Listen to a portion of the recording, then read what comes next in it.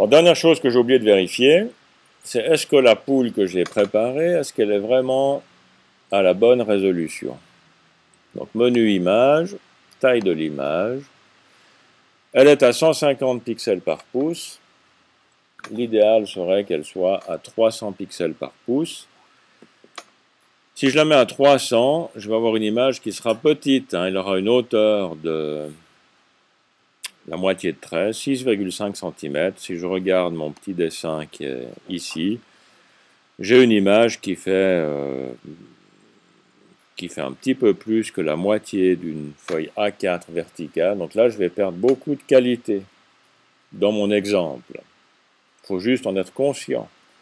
Alors, soit on ajuste l'image dans Photoshop, soit après dans InDesign, on augmente la taille du bloc pour l'avoir à la bonne grandeur.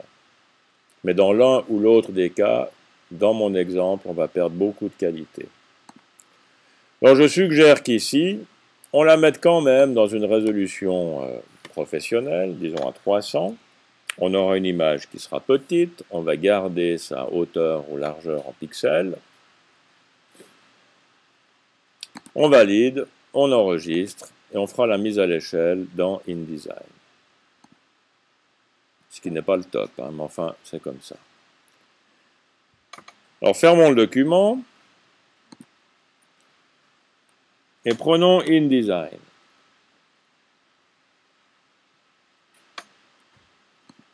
On va faire un nouveau document, format A4. On n'a pas de page en vis-à-vis, puis c'est un document en recto. Je ne veux pas mettre un bloc de texte type, on va laisser les valeurs telles qu'elles sont là, ça ira très bien pour l'exemple que nous allons faire. Je valide.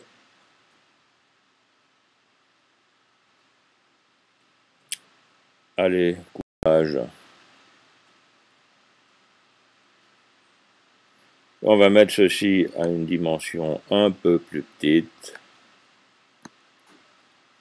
Voilà, entre les palettes. Comme ceci.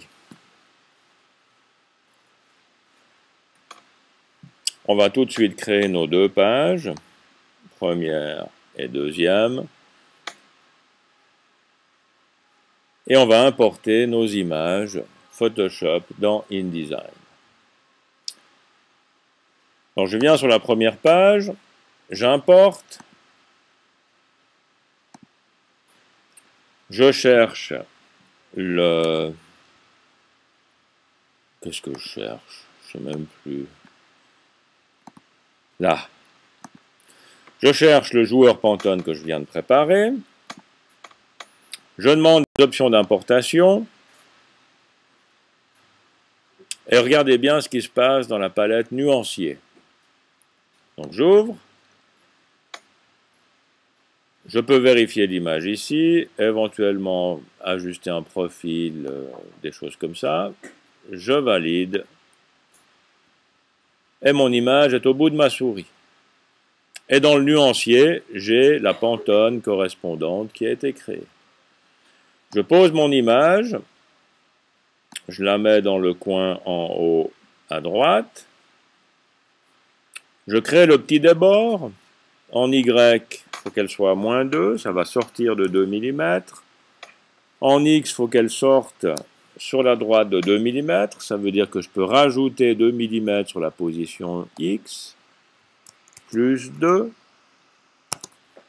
Et mon image déborde correctement de ma page. On va mettre l'autre image en page numéro 2. Importer, je cherche la poule. J'ai les options d'importation.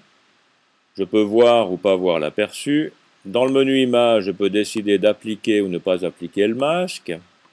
On va l'appliquer. Et je positionne mon image en haut à droite, à gauche, pardon.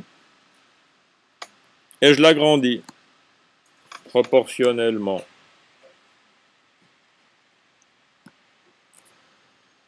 Donc là, j'ai agrandi le bloc.